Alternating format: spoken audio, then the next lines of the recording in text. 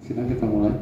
Sidang Komisi Hak Asasi Pusat dengan nomor registrasi sengketa 042 yang dimarawi GKIP TPS yang 2024 antara pemohon Yayasan Advokasi Hak Konstitusional Indonesia atau YAKIN terhadap pemohon Kementerian Kesehatan RI setelah dimulai. Majelis Komisioner memasuki ruang sidang, hadirin dimohon berdiri.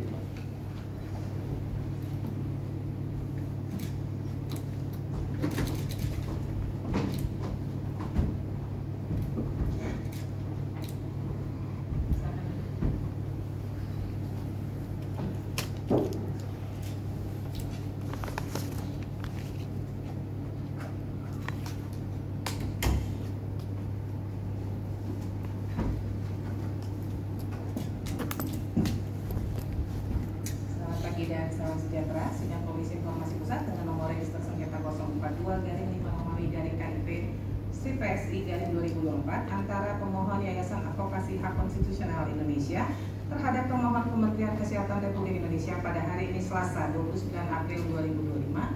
Dengan ini dinyatakan dibuka terbuka untuk umum. Para pihak hadir semua. Izin ketua, para pihak sudah hadir. Silakan para pihak menempati tempat yang sudah disediakan.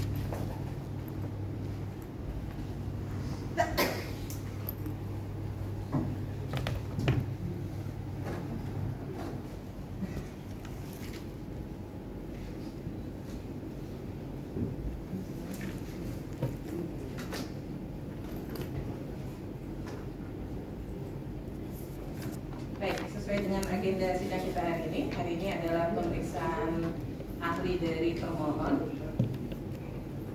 Untuk itu kepada pihak termohon, ahlinya hari ini sudah hadir? Sudah hadir. Silakan ahli dari termohon menempati tempat yang disediakan.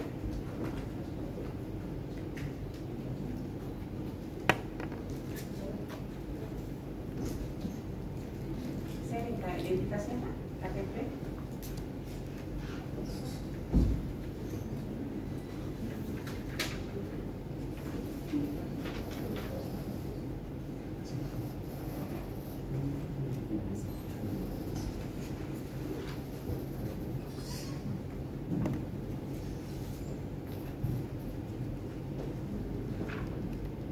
Adalah Adi Firmansyah Supriharto, Pak ya? Benar ya. Bapak bersedia diambil sumpahnya untuk memberikan keterangan sesuai dengan keahliannya? Bersedia. Baik, silakan. Baik, Ibu Ketua, Saudara Dr. Adi Firmansyah Supriharto, ikuti lafaz sumpah yang saya bacakan. Demi Allah. Demi Allah, Saya bersumpah sebagai saksi akan memberikan keterangan sesuai dengan apa yang didengar, dilihat dan atau dialami sendiri dengan sebenarnya, tidak lain dari yang sebenarnya. Baik, terima kasih majelis.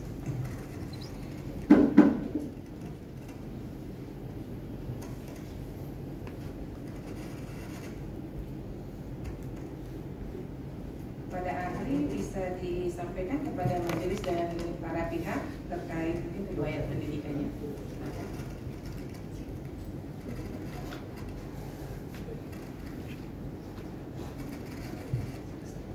Majelis sudah oke untuk fakta persidangan saja. Silakan diceritakan latar belakang dari pendidikan ahli, kemudian paham ya sengketa ini berkaitan dengan apa, terus kaitan dari ahli terkait dengan keahlian yang dibutuhkannya hari ini.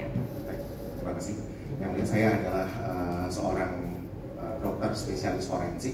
Saya menyelesaikan pendidikan dokter dari Fakultas Kedokteran Universitas Indonesia. Kemudian saya melanjutkan menyelesaikan dokter spesialis forensik dan medical legal pada tahun 2009.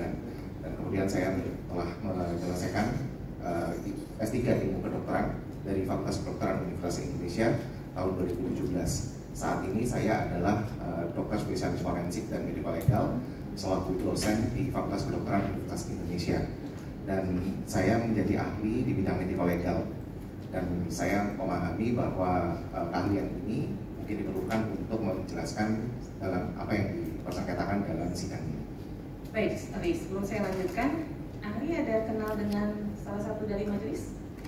Tidak ada yang mulia. Tidak ada ya. Dengan pemohon? Tidak yang mulia. Dengan termohon? Tidak yang mulia. Tidak ya. Baik.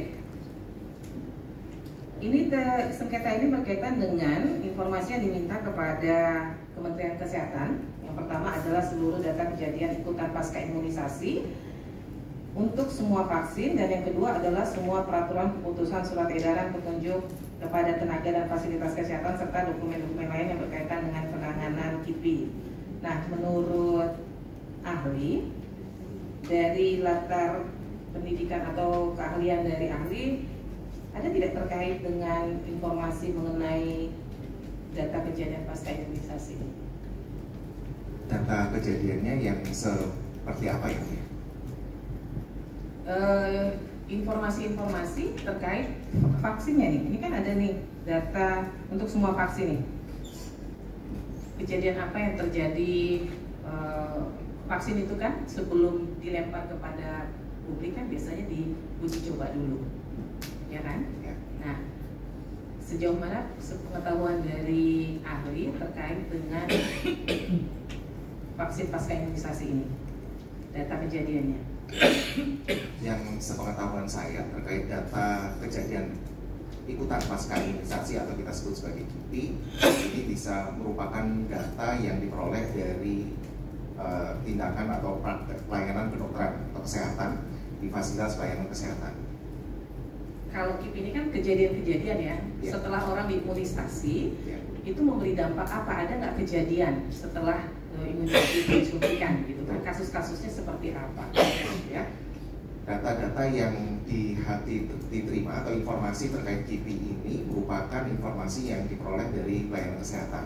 Jadi pada saat terjadi kejadian ikutan pasca imunisasi, maka biasanya akan datang ke fasilitas pelayanan kesehatan, kemudian akan ditangani oleh tenaga medis dan tenaga kesehatan di sana, diperiksa, diidentifikasi, kemudian dikumpulkan data-data informasi tanda dan gejala yang termasuk dalam kejadian ikutan pasca imunisasi ini, dan kemudian data ini akan disimpan atau dilaporkan ke Kementerian Kesehatan. Nah, sebelum vaksin ini dilempar ke pasaran atau digunakan untuk disuntikan ke masyarakat, itu kan perlu dilakukan pengujian yang untuk sampel-sampel ya, gitu ya. Nah, pengujian itu sendiri kan untuk memastikan apakah memang itu aman atau tidak. Gitu. Sejauh mana ahli mengetahui bahwa setiap vaksin itu memang dilakukan pengujian, ya. Dan kemudian kalau saya ingin tahu dari pemahaman ahli, kira-kira biasa kalau vaksin itu disuntikan ke berapa banyak orang sih? Ya. Sebelum sebuah vaksin atau produk kesehatan apapun bisa diluncurkan ke masyarakat, maka dia harus mengikuti fase-fase uji klinis, mulai dari prafase untuk ketika penemuan bahan aktif vaksin atau zat tersebut, kemudian dimasuk ke uji fase 1 untuk menilai keamanan, fase 2 untuk menegakkan dosis pemberian, dan fase 3 untuk pengujian ke masyarakat yang lebih luas. Biasanya kalau sudah masuk ke fase 3, maka sebetulnya vaksin itu bisa ataupun obat bisa digunakan secara luas. Jadi fase 1 biasanya berkisar 5-10 sampel, kemudian fase 2 50-75 sampel, dan fase 3 lebih luas lagi, dan mungkin bisa dilakukan di beberapa institusi atau bahkan lintas negara, sehingga dari situ bisa didapatkan dosis yang aman tanpa adanya efek samping atau masih dapat diterima. Setelah itu, setelah vaksin atau produk kesehatan itu digunakan secara luas, maka dilakukan sebetulnya masih dalam fase uji klinis, yaitu fase 4, di mana itu adalah surveillance, post marketing surveillance, di mana karena tidak semua zat-zat itu bisa memberikan efek yang langsung, sehingga efek-efek itu mungkin baru dilihat atau terjadi dalam kurun waktu 5-10 tahun atau jangka panjang, sehingga selama fase keempat ini atau post marketing surveillance ini masih terus dilakukan dan merupakan bagian dari uji klinis itu. Ya, jadi tahapannya sebenarnya panjang juga ya, dari uji klinis, kemudian fase pertama untuk keamanannya, fase kedua untuk dosis pemberiannya untuk berapa banyak, kemudian fase ketiga baru dilakukan uji ke masyarakat, ya kan? Nah, kemudian kemudian fase keempatnya baru efeknya apa gitu. Ini efeknya juga cukup panjang, 5-10 tahun baru ketahuan ya gitu ya. Tetapi kan ada juga vaksin yang kemudian dampaknya bisa langsung tuh ketika disuntikan, misalnya imunisasi disuntikan kemudian ada efek yang harus diteliti ya, apakah memang itu efek dari vaksin atau mungkin ada efek dari penyakit lain yang mungkin diderita. Nah, sepengetahuan ahli, ini sebagai ahli, untuk dosis yang diberikan terhadap suatu suntikan imunisasi itu boleh disampaikan kepada publik atau masyarakat berhak tahu nggak kandungan apa saja yang ada di dalam vaksin tersebut, dosisnya berapa banyak dan sebagainya, itu informasinya boleh disampaikan kepada publik? Saya rasa boleh ya, karena di setiap obat ataupun label bungkus dari obat itu pasti memasukkan ingredients-nya ya, dan itu merupakan bagian penyampaian kepada masyarakat. Tidak, saya rasa itu sudah terbuka bagaimana penggunaannya. Seperti kita tahu obat apapun di cara penggunaan isinya apa juga ada di dalam situ. Baik, ahli Komisi Informasi kami mengawal hak akses masyarakat atas informasi, ya kan? Nah, dalam pelaksanaan imunisasi yang ada yang sempurna ya, pasti mungkin ada saja kejadian yang terjadi pasca imunisasi. Tadi saya katakan kan, tapi itu harus diteliti lagi apakah benar dampak dari imunisasi atau memang ada penyakit bawaan dari si pasien yang disuntikan itu gitu. Tetapi menurut ahli, data kejadian ikutan pasca imunisasi ya yang sudah dilakukan penelitian dan kemudian sudah didapatkan hasilnya, itu menjadi informasi yang boleh diakses oleh publik atau tidak? Saat ini saya melihat bahwa data-data kejadian ikutan pasca imunisasi itu sudah mudah sekali diakses ya kan.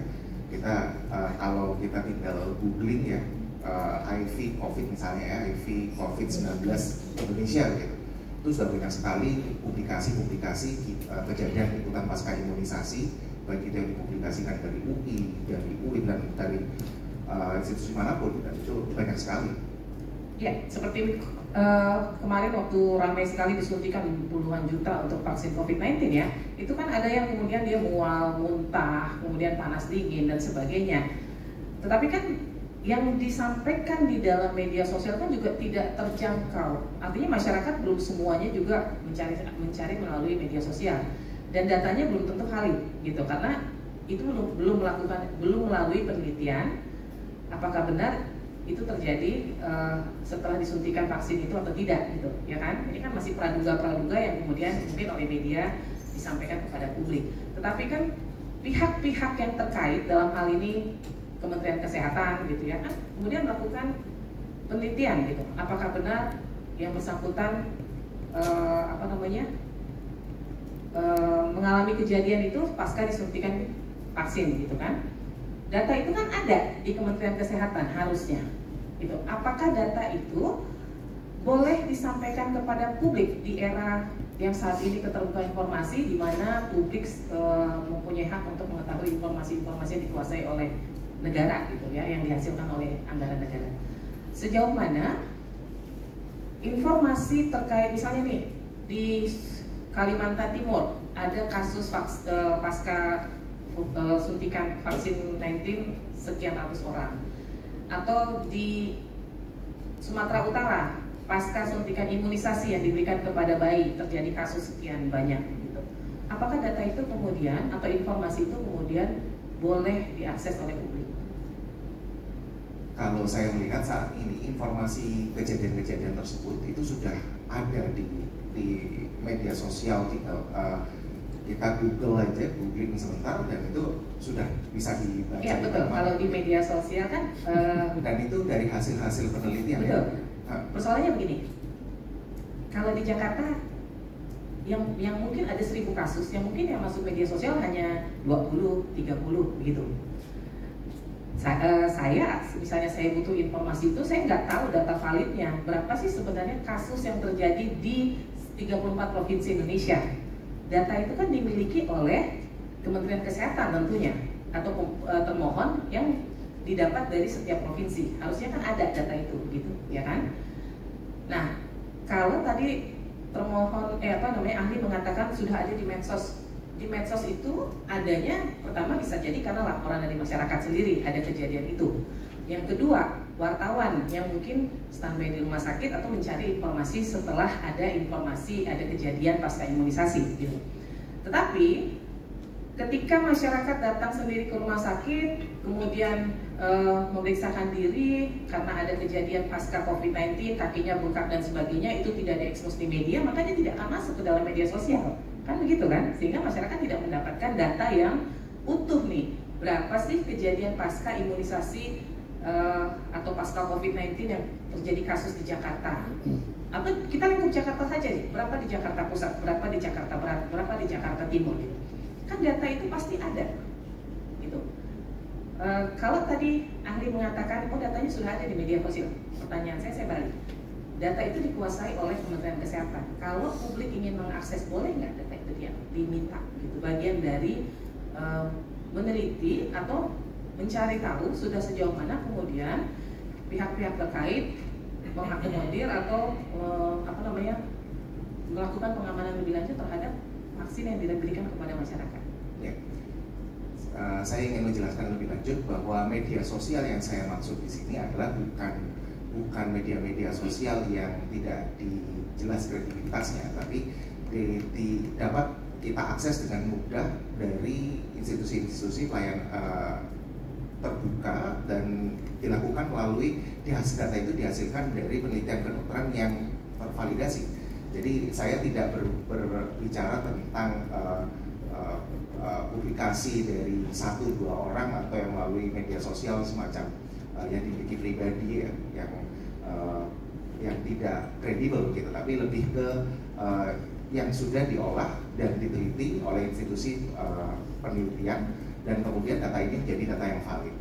Perlu saya sampaikan begini, kalau kita ingin melihat sebuah kejadian itu apakah memang berkaitan atau tidak dan dapat kita generalisasi ke dalam sebuah lingkup masyarakat atau komunitas yang lebih luas, maka data itu harus diolah melalui metodologi penelitian yang jelas dan tidak selalu sampel atau populasi yang kita masukkan ke dalam penelitian itu tidak selalu kita ambil semuanya, betul. Karena apa? Dalam sebuah penelitian kedokteran itu ada namanya perhitungan jumlah sampel. Nah, perhitungan jumlah sampel itu pasti diambil dari populasi yang terjangkau. Misalnya contohnya, kalau kita ingin melihat bagaimana kondisi KIPI di Jakarta Pusat, maka kita tidak, sebetulnya secara kedokteran kita tidak perlu mengambil semua data, semua sampel yang ada kejadian KIPI di Jakarta Pusat. Kita bisa melakukan dengan mengambil dari populasi terjangkau, misalnya di tempat yang banyak melakukan menyuntikkan vaksin COVID, misalnya di RSCM. Kemudian kita ambil data di RSCM, kemudian kita bisa lihat apakah sampel-sampel yang kita miliki ini sudah mewakili dari data tersebut. Kemudian dari situ bisa kita generalisasi bagaimana sebetulnya KIPI yang terjadi akibat vaksin tersebut. Dan kemudian kita bisa mengatakan apakah memang KIPI tersebut adalah KIPI yang ringan, sedang atau bahkan KIPI serius. Iya, kalau hasil penelitian kedokteran itu kan pasti tidak menjangkau 34 provinsi gitu ya. Nah, kalau data yang ada di data nih, kita bicara data nih, data dari informasi. Ketika ada suatu kejadian, maka kan harus dilakukan pelacakan dulu. Kemudian setelah itu dilakukan analisis terhadap kejadiannya, apakah memang benar itu pasca imunisasi. Kemudian harus ditindaklanjuti. Setelah itu dilakukan evaluasi, gitu kan? Itu kan menjadi satu komponen utuh dari adanya suatu kejadian yang harus kemudian dilakukan evaluasi. Pertanyaan saya, kalau kemudian kedokteran sendiri sudah melakukan penelitian, tapi penelitiannya saya belum browsing dan saya belum cek apakah memang sudah dilakukan penelitian seluruh Indonesia, tapi saya pernah browsing dan saya tidak menemukan adanya data yang mencantumkan bahwa ada kasus pasca COVID-19 di Jakarta sekian, di Papua sekian, di Maluku sekian. Itu saya tidak menemukan itu, dan dari pihak termohon juga menyatakan itu informasi dikecualikan, ya kan? Nah, pertanyaan saya, kalau itu artinya data yang bukan yang global ya. Kalau yang global sih kejadian-kejadian, oh di sini ada 2 2000 itu kan harus ada datanya dong. 2000 itu ringan apa berat, berapa banyak yang ringan, berapa banyak yang berat, berapa banyak yang meninggal gitu, usianya berapa, yang 5 tahun 0 sampai 5 tahun berapa, itu kan itu namanya informasi yang valid, yang lengkap gitu. Nah, menurut ahli itu tersedia nggak di media sosial resmi dari pihak-pihak terkait ya, apakah itu Kementerian Kesehatan dan orang-orang yang institusi-institusi yang terlibat dengan atau yang terkait dengan vaksin ini? Kalau saya 2 hari kemarin saya coba googling dengan keywordnya IV COVID-19 Indonesia, itu saya mendapatkan banyak sekali publikasi tentang KIPI-nya. Tadi ya saya sebutkan ada dari UI, dari UIN, dari Stikbar dan lain sebagainya. Saya tidak bisa jelaskan satu persatu, tapi ada sangat banyak sekali. Jadi menurut saya saat ini informasi terkait KIPI ini mudah sekali diakses, dan masing-masing penelitian itu pasti sebagai saya ambil contoh misalnya terkait HIV-nya pada anak, pada orang dewasa seperti apa, mana yang ringan, mana yang sedang, itu mudah sekali diakses. Mungkin kita tinggal, saya rasa semua pihak ataupun masyarakat bisa menggunakan kata kunci yang tepat sehingga bisa mendapatkan hasil yang sesuai. Ya, ahli, kalau ini kan orang per orang atau dokter yang melakukan penelitian ya, tapi tanpa dokter melakukan penelitian itu kan sebenarnya datanya ada nih di Kementerian Kesehatan, gitu kan? Pertanyaan saya lebih simple nih, masyarakat nih. Jadi kita mindsetnya jangan, kalau saya mau cari apa-apa saya gampang nih, tinggal gitu. Tapi kalau segitu banyak penelitian juga saya harus baca semua, ya, menghabiskan waktu. Dibanding saya minta datanya langsung nih ke Kementerian Kesehatan, karena dia punya nih data secara lengkap Indonesia, se-Indonesia. Kalau menurut ahli lebih ketika ahli dihadapkan pada kondisi ini, ahli butuh data, googling satu persatu atau kemudian minta kepada penguasa data nih yang memiliki seluruh datanya se-Indonesia. Sebetulnya saya jadi harus menjelaskan bahwa data informasi yang sejauh mana yang sebetulnya boleh dipublikasikan. Tentunya tidak, apalagi data-data terkait riwayat, kondisi kesehatan seseorang, perawatan, status fisik, status psikis dan lain sebagainya, itu merupakan bagian dari rahasia kedokteran yang memang juga harus dikecualikan untuk dibuka. Namun saya melihat bahwa memang kalau apa yang bisa dipublikasikan seperti misalnya data-data agregat seperti yang muncul di dalam publikasi-publikasi ilmiah tersebut, saya rasa itu memang boleh dibuka. Tapi kalau terkait dengan data-data yang termasuk dalam rahasia kedokteran, itu memang suatu hal yang harus dikecualikan untuk dibuka. Betul, dalam Undang-Undang Keterbukaan Informasi juga terkait rahasia pribadi itu dilindungi. Jadi nanti bisa mengacu ke Undang-Undang Kedokteran, Undang-Undang Kesehatan, itu kan ada data pribadi pasien dan sebagainya ya. Itu memang dilindungi oleh Undang-Undang termasuk Keterbukaan Informasi. Tetapi kan kalau ada, nah ini dari pemahaman ahli lagi, masyarakat kan perlu diedukasi, perlu tahu terkait berbagai kasus yang terjadi, misalnya pasca suntikan ini ada imunisasi baru nih yang dilemparkan ke publik. Masyarakat kan perlu tahu pertama dosisnya apa, kemudian setelah disuntikan pasca, ternyata banyak kejadian nih pasca imunisasi.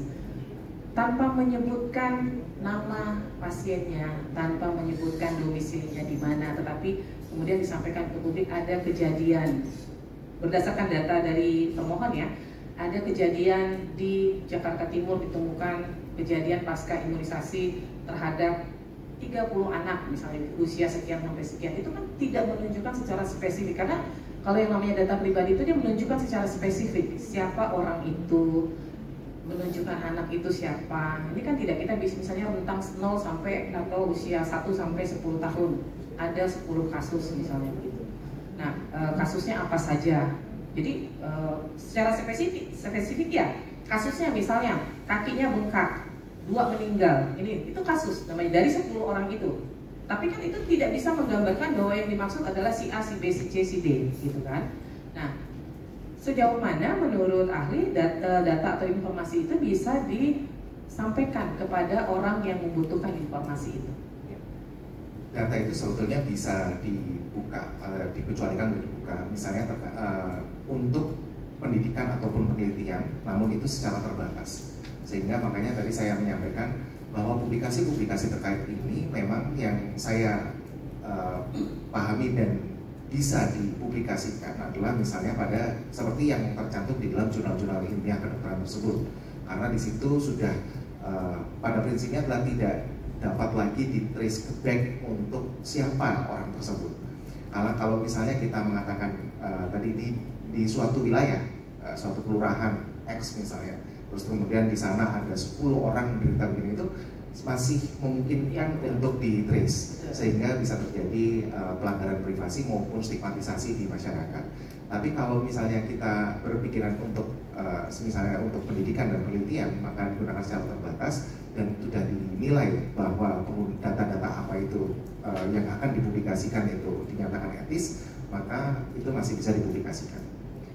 Baik, saya terakhir sebelum nanti ke majelis lain menggali, untuk ahli, sejauh mana peraturan kan biasa kalau untuk mengeluarkan suatu vaksin kan harus ada peraturannya, harus ada keputusannya, harus ada surat edaran, kemudian petunjuk tenaga medis yang barangkali sudah dilatih dan sebagainya, gitu ya. Sejauh mana informasi itu ya terkait peraturan keputusan itu bisa diakses oleh publik secara terbuka? Ya, kalau menurut pendapat saya terkait dengan aturan kebijakan itu merupakan informasi yang harus tersedia setiap saat, yang juga ada dibunyikan di dalam Undang-Undang Keterbukaan Informasi Publik. Baik, terima kasih. Ahli, saya serahkan majelis.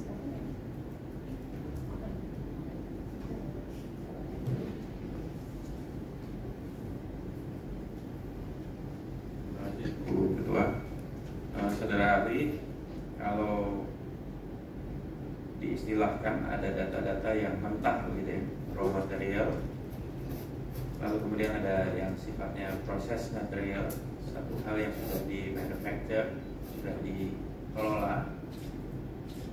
Posisi informasi terkait dengan kejadian ikutan fase imunisasi itu bagian mana yang menurut saudara ahli merupakan raw material, bagian mana yang sifatnya manufactured material. Kalau tadi sudah dijelaskan ada yang merupakan hasil analisa lalu tayang di jurnal-jurnal, apakah itu bisa dikatakan bagian dari yang sifatnya manufactured material? Lalu kemudian permohonan informasi terkait register ini itu sifatnya raw material gitu. Apa tanggapan saya terhadap penjelasan saksi itu pas atau enggak?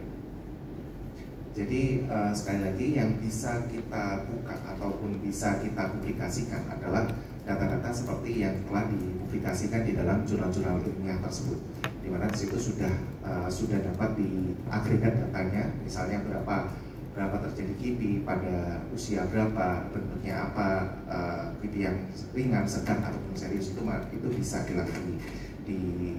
dipublikasikan. Tapi kalau raw material seperti data-data kesehatan, kondisi kesehatan, riwayat kesehatan seseorang, hasil-hasil pemeriksaan fisik, laboratorium, itu semua termasuk adalah informasi yang dikecualikan untuk dibuka dan harus dilindungi. Jadi klasifikasi yang saya tangkap itu sesuai dengan yang saudara tadi jelaskan gitu ya, bahwa ada wilayah yang sifatnya raw, data-data mentah, menurut saksi itu tidak bisa dibuka. Ya. Nah, lalu kemudian ada tidak alasan-alasan tertentu, atau sebelum bicara tentang alasan tertentu kapan data-data tersebut bisa dibuka, apa sebenarnya urgensi dari menutup informasi-informasi terkait dengan raw material tadi? Ya. Pertama, raw material yang berisi data kondisi kesehatan seseorang, termasuk seluruh status perawatan dan sebagainya tadi, itu merupakan privasi dan itu dilindungi oleh Undang-Undang Keterbukaan Informasi Publik sebagai informasi yang dikecualikan untuk dibuka. Kedua, di dalam Undang-Undang Perlindungan Data Pribadi juga itu adalah data dan informasi kesehatan merupakan data yang bersifat spesifik yang harus juga dilindungi. Ketiga, di dalam Undang-Undang Kesehatan maupun PP 28/2024 juga menunjukkan bahwa informasi-informasi tersebut adalah rahasia kedokteran yang harus dijaga dan dilindungi oleh institusi yang menghasilkan informasi tersebut. Nah, baik.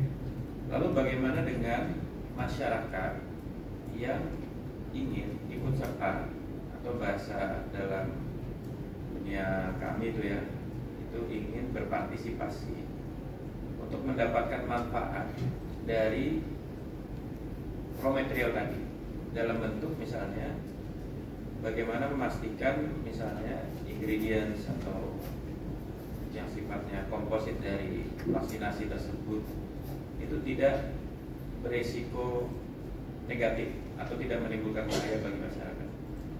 Cara seperti apa terkait dengan informasi agar tujuan dari masyarakat yang ingin berpartisipasi untuk menghindarkan masyarakat lain misalnya terhindar dari resiko-resiko bahaya dari vaksinasi atau imunisasi tersebut bisa diperoleh. Ya. Jadi sebetulnya kita bisa melihat pada PP 28 tahun 2024 tentang penjelasan aturan penyelenggaraan Undang-Undang Kesehatan 17/2023. Kita lihat di sana bahwa informasi-informasi tersebut bisa saja dibuka. Ada beberapa kondisi untuk dibuka, yaitu pertama atas permintaan aparat penegak hukum, 2 dalam kondisi KLB wabah, 3 dalam kondisi terbatas untuk pendidikan dan penelitian. Nah, namun ketika kita akan membuka data yang kalau tadi disebut sebagai raw material itu merupakan data rekam medis, maka ini sebetulnya harus dimintakan secara khusus oleh institusi atau pihak yang berwenang atas kepentingan tersebut. Jadi tidak sembarangan juga dibuka. Misalnya, apakah saya pribadi ingin mengakses rekam medik seseorang untuk meneliti hal tersebut? Tidak serta-merta bisa langsung mudah, karena apakah memang saya memiliki pertama saya apakah berwenang, kedua apakah saya memang memiliki kepentingan untuk hal tersebut. Nah, kenapa hal-hal informasi-informasi tersebut akhirnya diolah misalnya di institusi pendidikan kedokteran atau di institusi tersebut, karena institusi tersebut memiliki kepentingan atas hal tersebut, sehingga bisa diberikan, kalau menurut undang-undang PP tersebut, dia memiliki wewenang untuk mengakses karena dia memiliki kepentingan untuk mengevaluasi dan baik itu zat, baik itu tata cara dan sebagainya terkait dengan vaksin tersebut. Baik, ini terakhir dari saya. Apa konsekuensi menurut saudara ahli, konsekuensi positif negatif apabila informasi yang sifatnya raw material tadi itu dibuka kepada selain institusi atau instansi yang sifatnya legal formal, atau katakan non-state actors ingin berpartisipasi melihat informasi yang sifatnya raw material tersebut, ini konsekuensinya apa? Negatif, positif, atau apa menurut saksi? Pertama, saya tidak menegasikan bahwa non-state actor tidak boleh berpartisipasi, ya. Tidak, saya jelaskan. Non-state actor bisa berpartisipasi. Banyak sekali penelitian-penelitian kedokteran pun dilakukan oleh non-state actors, dan itu sudah wajar oleh grup studi atau grup penelitian tertentu. Kemudian dia membuat penelitian misalnya terkait vaksin, terkait apapun dalam bidang pelayanan kesehatan, itu memungkinkan. Tapi tentunya itu hanya dapat dibuka secara terbatas. Sekali lagi, terbatas dalam artian bahwa harus dilakukan anonimisasi secara ketat, dan non-state actors tersebut ataupun siapapun yang melakukan penelitian kedokteran juga memiliki kewajiban untuk menjaga kerahasiaan data yang mereka miliki. Jadi banyaknya data yang bisa diakses bukan berarti langsung begitu saja diserahkan semuanya. Setiap penelitian kedokteran itu terbatas. Misalnya kita punya 100 raw materials, tapi kita hanya meneliti misalnya 5 diantaranya, maka 95 diantaranya itu tertutup buat kita. Tidak bisa serta-merta, jadi hanya 5 itu saja yang bisa kita akses, dan itu pun juga akan dinilai oleh Komite Etik Penelitian Kesehatan. Apakah dia ethically sound dan scientifically sound untuk mengakses 5 data tersebut. Dan orang yang mengakses data tersebut sebagai peneliti juga memiliki syarat-syarat khusus, seperti sekarang ada GCP, ya, Good Clinical Practice, yang harus dimiliki oleh seorang peneliti. Nah, tujuannya apa itu semua? Adalah tujuannya untuk menjaga kerahasiaan data pribadi. Jangan sampai terjadi pelanggaran privasi. Dan dari pihak-pihak atau penguasa informasi publik tersebut itu juga memiliki kewajiban untuk menjaga. Jadi tidak bisa serta-merta kepada siapapun yang meminta itu akan memberikannya. Sekalipun itu suatu hal yang sah pun secara hukum, misalnya diminta aparat penegak hukum misalnya, yang mananya gitu. Misalnya aparat penegak hukum meminta terkait seseorang ini di tanggal misalnya tanggal 28 gitu ya, tanggal 28 Februari, maka sisanya itu tidak akan terakses juga, ya hanya terbatas di 28 Februari tersebut, seperti itu. Ini betul-betul terakhir. Jadi tadi saya dengar dari penjelasan saksi ada yang sifatnya ethically sound, ya, ethically sound sama scientifically sound. Kalau ada beberapa requirements yang selama ini menjadi saringan bagi mereka yang menginginkan data tersebut, yang sudah berjalan itu siapa aja? Bisa sebutkan misalnya sepengetahuan saksi, siapa saja pihak-pihak yang selama ini sudah secara scientifically sound sama ethically sound sudah terlibat, katakan non-state actors yang sudah terlibat, lalu penggunaannya hasilnya apa? Negara mendapatkan apa dari feedback dari mereka? Mungkin tadi seperti di awal saya sampaikan, kita tinggal googling saja HIV COVID-19 Indonesia gitu. Itu sudah banyak sekali publikasi-publikasi ilmiah terkait kipi kontra vaksin COVID-19 di Indonesia, baik yang dilakukan oleh state actors maupun non-state actors. Jadi tinggal kita buka, situ tersedia begitu luas, dan efeknya sebetulnya data-data ini bisa dikumpulkan dan kemudian bisa kita nilai apakah memang betul bagaimana kondisi atau keamanan suatu vaksin itu di Indonesia. Terima kasih.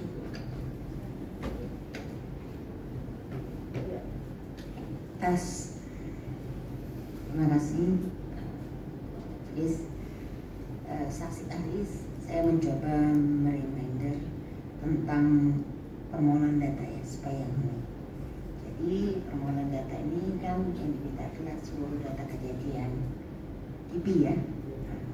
Kemudian dokumen lain yang berkaitan dengan penanganan. Saya tertarik dengan ada beberapa hal ya. Tadi katanya tidak berkaitan dengan permohonan ya, betul? Saya tidak ada. Secara instansi tidak berkaitan, maksudnya dengan profesi saksi ahli ini, apakah berkaitan dengan badan hukum dalam hal ini Kemenkes? Saya adalah dosen di Fakultas Kedokteran Universitas Indonesia, PNS di PNS. Tapi dalam menjalankan profesi kedepannya juga tidak berkaitan dengan sertifikasi atau apa, tidak berkaitan? Dari Kemenkes siapa tahu ada misalnya kedepannya ada hal-hal yang perlu izin ke sertifikasi, memang ada nggak harus validasi Kemenkes? Ini mengklirkan kalaupun ada tetap dipastikan tidak ada konflik of interest dalam clear ya. Saya kalau dikatakan ada kepentingan dengan Kemenkes pasti. Saya adalah seorang dokter, saya berpraktek di Indonesia, saya pasti mengurus STR dan SIP, dan saya pun berpraktek di RSCM dan sebagai rumah sakit vertikal Kemenkes. Jadi kalau dikatakan itu terlibat, itu kami mohon majelis untuk artinya dalam hal ini kami hanya mereminder bahwa kalau di tarik benang-benang kan memang ada pasti keterkaitan, tetapi tidak mempengaruhi konflik of interest, artinya tetap independen ya. Tidak. Kemudian kedua, saya tertarik dengan pengalaman ya sebagai pembicara. Nanti boleh dikaitkan dengan hal yang ini mengenai penelitian dan pengabdian. Ini sebagai pembicara waktu itu ya, tahun 2020, pengabdian masyarakat di era pandemi COVID-19, dan ada lagi sebagai pembicara multidisciplinary approach in COVID-19. Kalau dikaitkan dengan yang tadi permintaan data, menurut saksi ahli, apakah yang perlu menjadi penekanan ketika memang betul dokumen itu memang bisa dibuka seandainya itu ya, dari poin dari materi pembicaraan. Karena ini kaitannya nih penelitian dan pengabdian. Silakan. Jadi yang perlu kita tekankan adalah pertama bahwa data atau informasi terkait KIPI ini merupakan rahasia kedokteran. Rahasia kedokteran itu bisa kita buka secara terbatas adalah untuk beberapa hal, termasuk kalau dalam bidang yang saya lakukan adalah untuk pendidikan dan penelitian kedokteran. Namun itu hanya secara terbatas, seperti yang saya tadi telah jelaskan. Sehingga tidak bisa saya menggunakan, sekalipun mungkin saya ketika saya berpraktek di RSCM, saya termasuk menghasilkan informasi publik tersebut, saya menghasilkan mengetahui data-data tersebut, tapi tidak serta-merta saya memiliki hak untuk menggunakan data itu. Saya harus mengajukan terlebih dahulu sebagai sebuah penelitian kedokteran, sehingga saya bisa mempertanggungjawabkan apa yang akan saya hasilkan, baik secara saintifik maupun secara etik. Baik, batasan-batasan mana? Kalau tadi memang secara normatif, kalau kaitan dari permohonan yang dimintakan oleh pemohon, menurut saksi, batasan mana yang bisa, saya langsung aja ya, yang bisa memang diperhatikan menurut keilmuan saksi ahli, dan batasan ini tidak bisa, karena kalaupun sifatnya sederhana, ada benang merah yang nanti bisa digali oleh pengguna informasi kepada data yang lain. Jadi itu mana yang batasan kalaupun itu dikasih? Batasannya tentu kalau memang akan meminta langsung adalah tentunya data-data agregat ya. Misalnya seperti yang tadi saya sudah jelaskan di awal, seperti data-data yang terpublikasi di jurnal-jurnal ilmiah tersebut. Data-data tersebut saya rasa harus dapat diakses dan dapat diberikan secara mudah. Data-data agregat misalnya. Kalau misalnya saya cut dulu, seandainya memang itu belum terakses, kalau udah diakses kan paling udah bisa diperoleh, nggak perlu pemohon susah-susah gitu loh. Ini kalau seandainya kaitan tadi yang saya kan kita sudah mengawal reminder dulu nih pemohonannya. Batasan mana? Kalau yang udah diakses ya udah pasti nggak perlu lagi dimintakan oleh pemohon. Katakanlah ini belum ada terpublikasi, apa yang menjadi indikator dari menurut keilmuan saksi ahli ini bisa dikasih, terlepas itu udah diakses. Kita bicara katakan belum diakses. Saya rasa kalau terkait data-data spesifik seperti rahasia kedokteran ini, maka menurut saya setiap pihak yang ingin mendapatkan data tersebut bisa mengajukan proposal penelitian kedokteran untuk diajukan ke komite etik, sehingga kita bisa tahu untuk tujuannya dan bahwa data itu memang dipergunakan untuk kepentingan yang saintifik dan etik. Harus melalui mekanisme itu. Kalau dengan forum yang seperti ini kan itu mekanisme. Ya.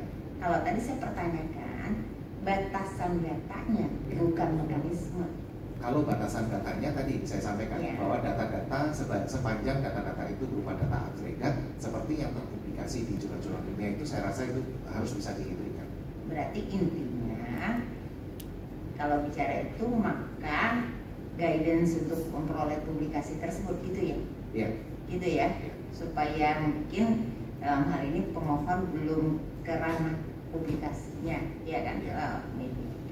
Seandainya pun belum, misalnya belum dipublikasi, masih bisa dimintakan kan? Ya, masih bisa. Masih sepanjang ada indikator yang terpenuhi ya. Gitu. Ya.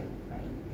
Nah, satu lagi bahwa kan dengan pengalaman saksi ahli, ini kan pandemi ini bukan di kita aja nih. Ya.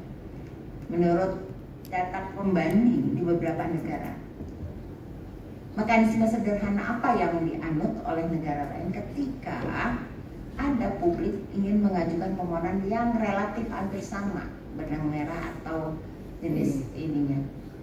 Seperti apa mekanisme sederhana di tempat lain ya, di negara lain? Karena ini kan udah pemohon minta, udah apa, kayaknya semacam ada batasan-batasan khusus ya. Kalau di negara lain seperti apa? Ini kan pandemi general ya, gimana? Kalau saya tidak bisa berkomentar tentang proses terjadi di negara lain, tapi yang terjadi di negara kita adalah pada prinsipnya pertama, data informasi kesehatan seseorang itu merupakan rahasia kedokteran yang harus kita jaga, sehingga apa-apa saja yang bisa kita akses dan kita publikasikan dari dalamnya itu harus kita akses dan kita publikasikan secara ilmiah dan secara etis. Jadi tidak mungkin kita membuka semua data itu tanpa melalui jalur-jalur baik itu dari sisi aturan perundang-undangan maupun kepatutan yang jelas. Saya rasa demikian. Jadi memang belum pernah ya, karena saya lihat di sini nih ada 2021 COVID-19 Death and Their Families Humanitarian Forensic Action in Asia. Berarti kan ketika menyampaikan materi itu mungkin sebelumnya ada data dari yang informasi bermanfaat buat kita ini dari negara lain. Yang bisa saya sharing adalah dari informasi-informasi yang dipublikasikan oleh negara-negara lain itu juga sama seperti yang dapat kita publikasikan di negara kita. Mekanisme di sana? Kalau mekanismenya di sana saya tidak dapat. Berarti waktu materi ini tidak ada kaitan mekanisme? Tidak ada kaitannya. Itu hanya pada apa-apa saja kita sharing tentang data-data terjadinya COVID-19 di setiap negara. Kami bicara COVID-19 Death and Their Families. Berarti kan ada data yang berbicara terkait dengan kematian. Kalau nggak salah ya, saya menyederhanakan ini. Nah, pastikan ketika bicara materi ini ada mungkin informasi seperti apa sih yang ini sih. Berarti kan bukan di Indonesia saja kan? Saya tidak dalam pertemuan tersebut kita tidak berbicara tentang atau tidak sharing tentang mekanisme permintaan informasi, karena yang itu adalah forum ilmiah dan kita bersharing informasi tentang bagaimana terjadinya kematian yang ada di masing-masing negara. Tidak ada berkaitan dengan vaksin itu menyebutkan penyebab kematian pada waktu itu. Kan bukan mekanisme tadi kita udah bilang, makanya sumber kematian misalnya ada pengaruh pada waktu itu tidak. Jadi kita lebih ke bicara tentang kematian dan bagaimana pencegahan penularan dari jenazah. Bukan penyebab kematiannya.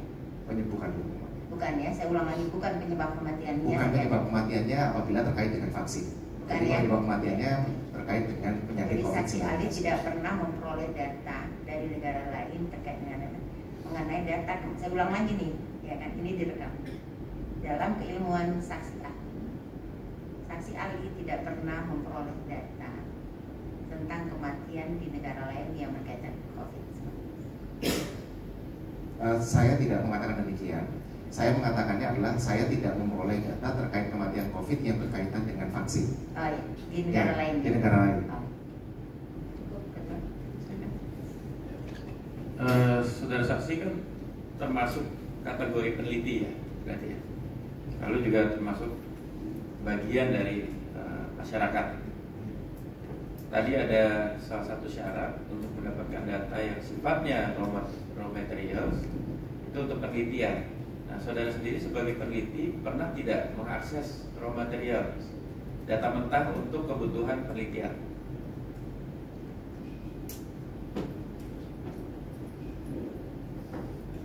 Belum ya, Bu.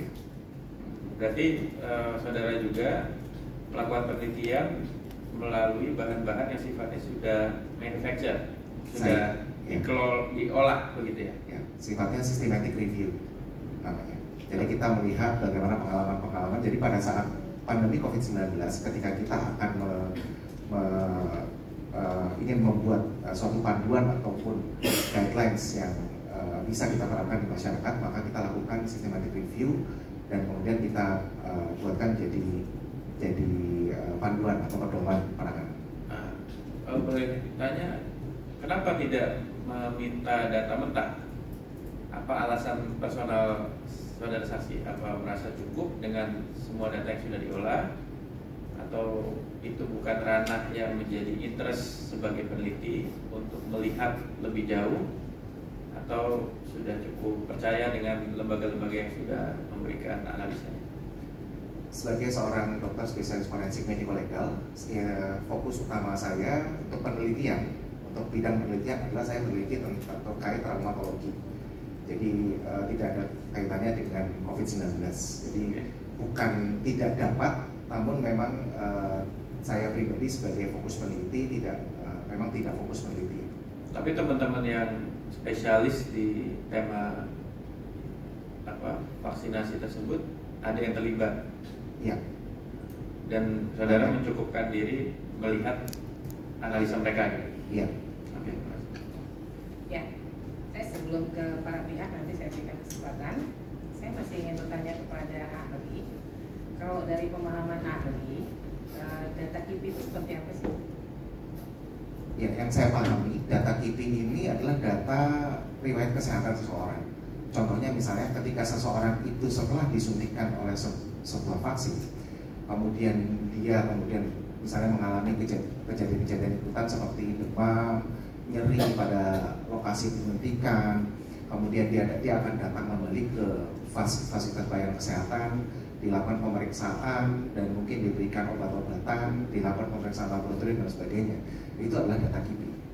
Ya, data terhadap gejala medis yang muncul pasca imunisasi itu ya. Nah, saya mencoba membuka beberapa jurnal yang berkaitan dengan jurnal imunisasi atau pasca imunisasi KIPI. Jadi imunisasi yang diminta ini bukan hanya COVID ya, semua imunisasi. Datanya cukup kayak ini, penelitiannya hanya ada periodenya, misalnya Januari sampai Maret, respondennya cuma 572 dan sebagainya gitu. Ada juga yang setahun tapi respondennya juga tidak begitu banyak. Itu kan hasil dari hanya penelitian terhadap beberapa kasus-kasus tertentu gitu. Bagaimana masyarakat bisa mendapatkan informasi secara utuh terkait misalnya begini, pada tahun 2021 disuntikan terhadap vaksin COVID misalnya Sinovac. Sinovac disuntikan kepada 2 juta masyarakat Indonesia. Dari 2 juta masyarakat Indonesia yang disuntikan, kemudian ditemukan gejala medis berapa banyak gitu. Nah, apakah informasi seperti itu, gejala medisnya apa saja? Misalnya, kan kalau data KIPI ini harus jelas ya, jenis vaksinnya apa yang disuntikan, dosisnya berapa banyak, kemudian cara pembeliannya seperti apa, terus kondisi kesehatan setelah menerima vaksin itu bagaimana? Itu kan data semua ya, informasi. Nah, kalau kami atau masyarakat mencari dari jurnal, tidak akan menemukan tuh data yang valid seperti itu. Data itu dikuasai oleh badan publik. Ya, badan publik itu pemilik informasi atau penguasa informasi yang informasinya bisa dipertanggungjawabkan ketika kita minta. Gitu. Nah, bagaimana kemudian pertama publik bisa mengakses sejauh mana informasi terkait data KIPI itu bisa diakses tanpa kemudian menunjukkan identitas pribadi seseorang, gitu ya. Jadi atau memang data KIPI itu kemudian menjadi informasi yang harus benar-benar ditutup, hanya untuk keperluan penelitian baru boleh dibuka. Kalau memang hanya untuk keperluan penelitian dan masyarakat hanya disuruh baca dari penelitian, gitu ya. Bagaimana kemudian hak publik untuk mengetahui informasi itu dari sumbernya langsung?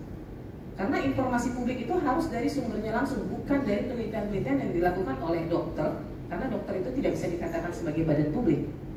Tetapi data KIPI itu, katakanlah 1000 dokter di Indonesia melakukan penelitian terhadap data KIPI, itu bukan informasi publik. Karena itu informasi yang dilakukan oleh masing-masing personal atau orang, kecuali dia pakai nama institusi, misalnya Universitas Indonesia, gitu ya.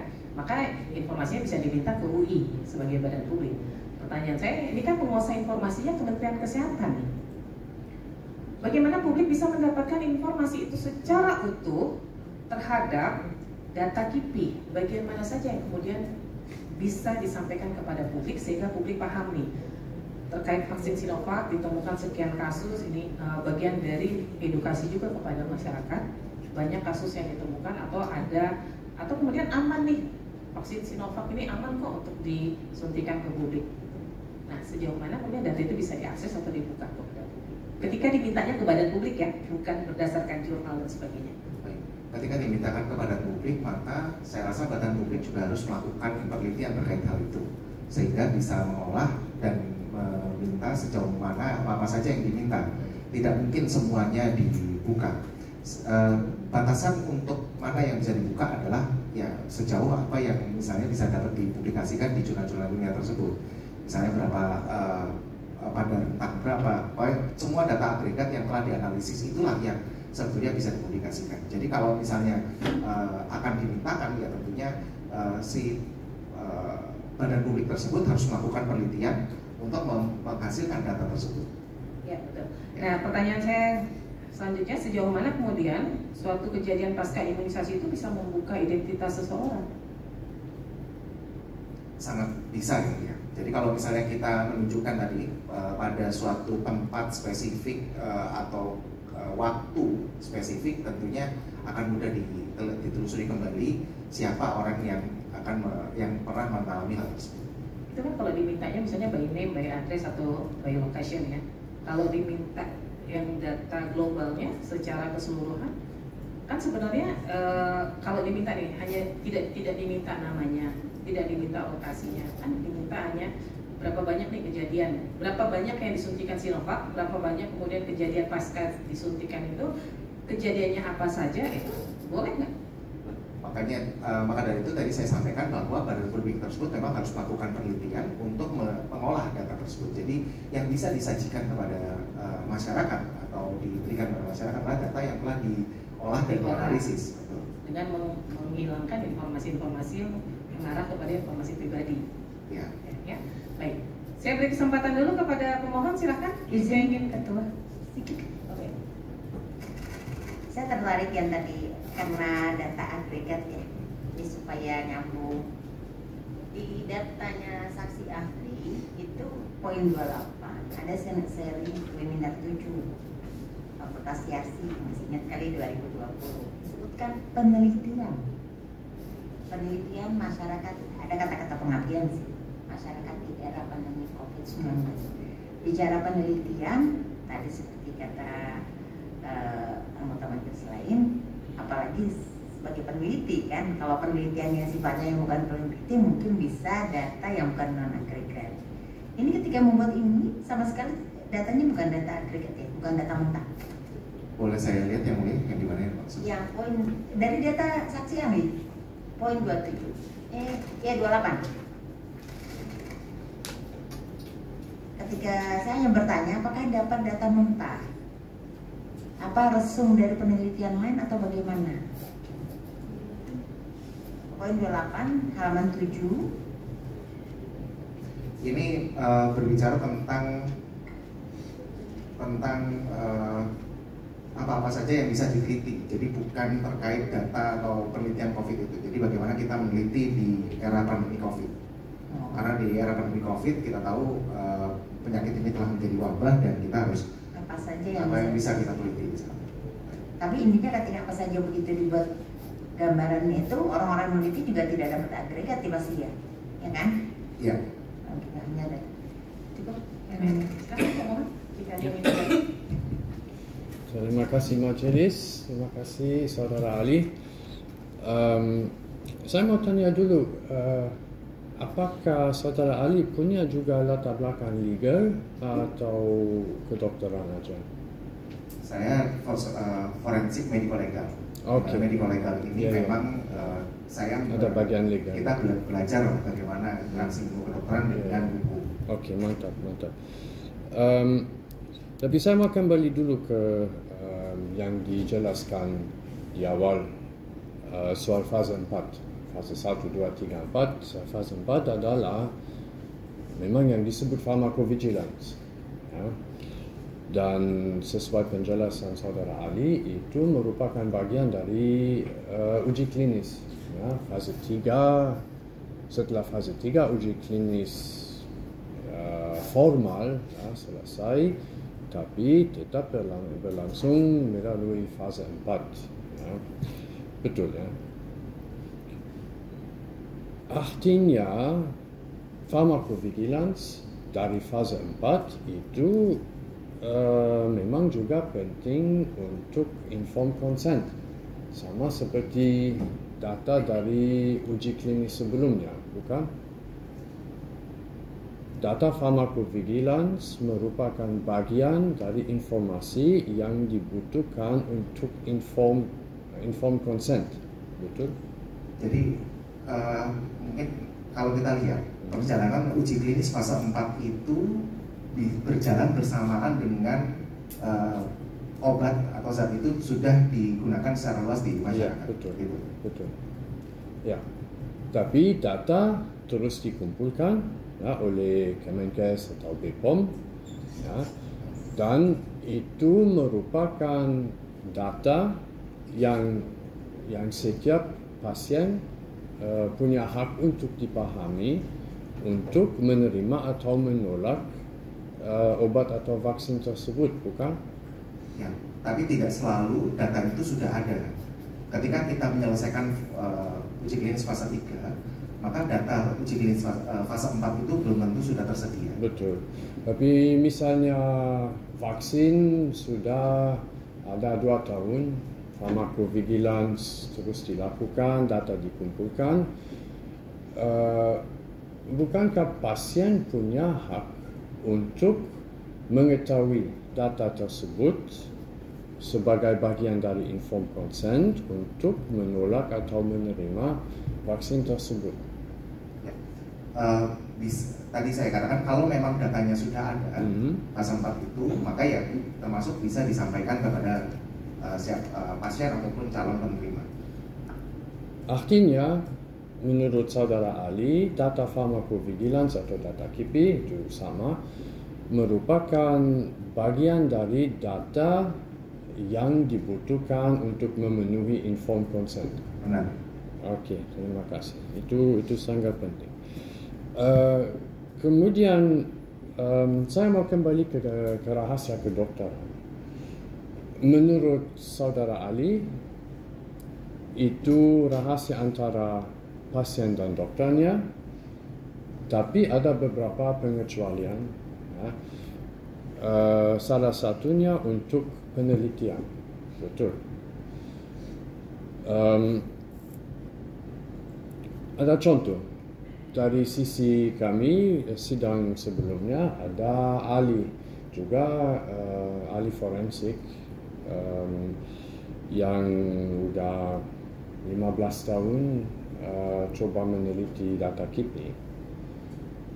Tapi beliau tidak pernah berhasil untuk mendapatkan data. Beliau adalah ahli forensik dan imunologi di salah satu universitas resmi. Menurut saudara Ali,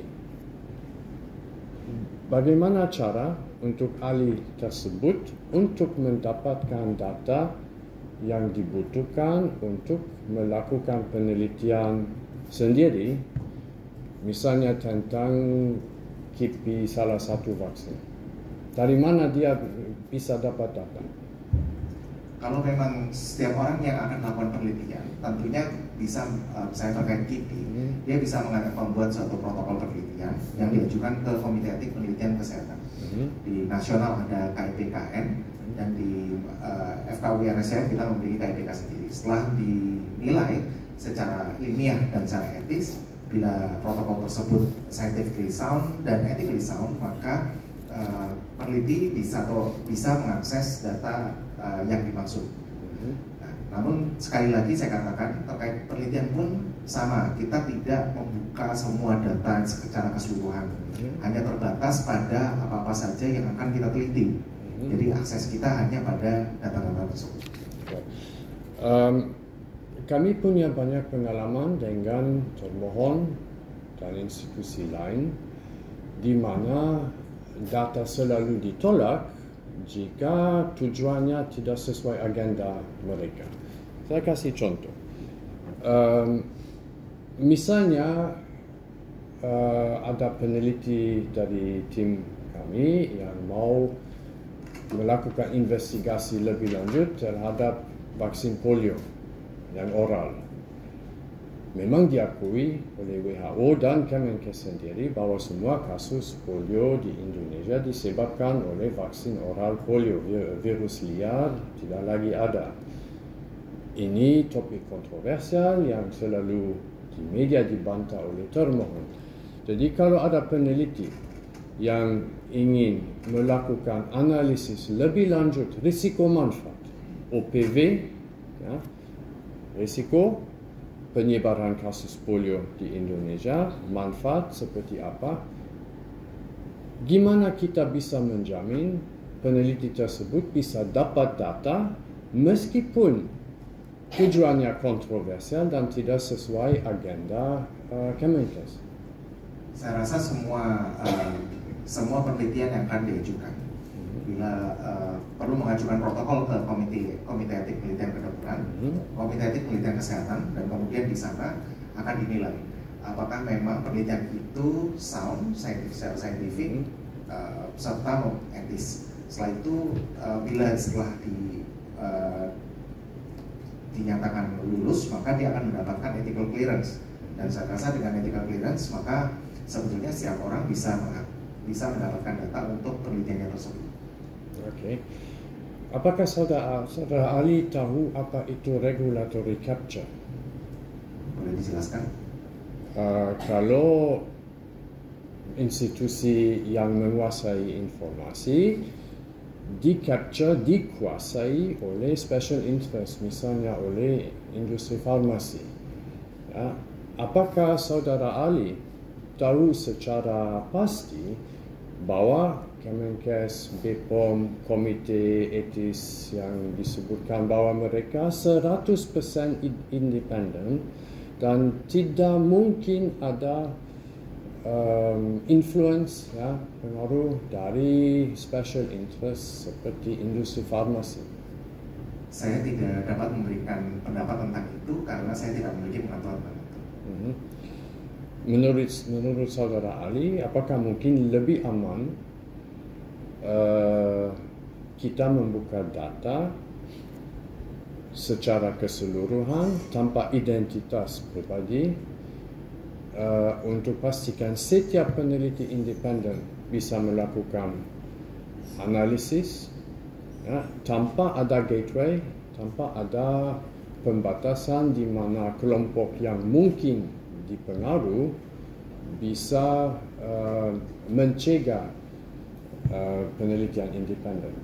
Saya rasa dalam setiap tindakan, termasuk penelitian pun, pembatasan itu tetap penting. Karena tidak mungkin kita membuka begitu saja rahasia pribadi seseorang secara gamblang tanpa adanya justifikasi ilmiah maupun etis yang tepat. Jadi sebagai peneliti pun juga itu yang harus kita pegang, bahwa peneliti juga harus bersikap etis. Tidak bisa serta-merta mengambil begitu saja datanya. Jadi peneliti yang justru meminta begitu banyak data, menurut saya menjadi tidak etis karena tidak sesuai dengan tujuan penelitian itu sendiri. Jadi tujuan penelitiannya harus jelas, landasan ilmiahnya, makanya tadi saya sampaikan scientifically sound, dan juga landasan etikanya juga jelas. Kalau kita mengambil semuanya, itu sama saja terlalu banyak menjadi tidak etis. Data terlalu sedikit untuk mencapai tujuan penelitian tertentu juga tidak saintifik, kan demikian. Oke. Artinya menurut saudara Ali, kalau yayasan kami dan teman-teman peneliti ingin melakukan analisis risiko manfaat vaksin COVID secara keseluruhan, akan tidak etis dan tidak saintifik untuk meminta seluruh data KIPI vaksin COVID? Ya. Ahli, izin komisioner keberatan karena tadi ahli juga sudah menjelaskan bahwa untuk melihat kewenangan suatu peneliti mau meminta data itu udah ada komitenya dan bukan merupakan kewenangan dari saudara ahli. Saudara Ali pasti dan punya sudah pendapat. dijelaskan. Sebentar. Ngomongnya ke majelis ya, jangan nanti jadinya perdebatan antara para pihak. Jadi tadi kan dijelaskan kalau yang minta kan ini institusi yang ada izinnya dokter dan sebagainya. Pemohon menanyakan ini kalau pendapat pemohon yang ingin ditanyakan kepada ahli, kalau kemudian yang mengajukan itu adalah individu di luar dokter yang memang harus ada izin dari pihak atau institusi-institusi yang rentetannya lah ya, selain dokter Kementerian Kesehatan dan sebagainya, ini individu.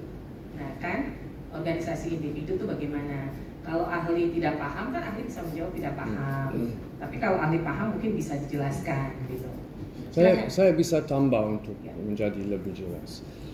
Pada saat vaksinasi COVID, memang tidak ada satupun institusi di Indonesia yang berani atau bersedia atau mau melakukan analisis risiko manfaat sesuai dan lengkap untuk semua jenis vaksin COVID. Kalau ada organisasi, misalnya sebuah yayasan, yang mau melakukan analisis tersebut tanpa punya izin ini, izin itu, atau bukanlah universitas ya, tapi sebuah organisasi lain, gimana? Apakah boleh mendapatkan semua data untuk melakukan analisis atau hanya data hanya boleh dibuka untuk profesi tertentu?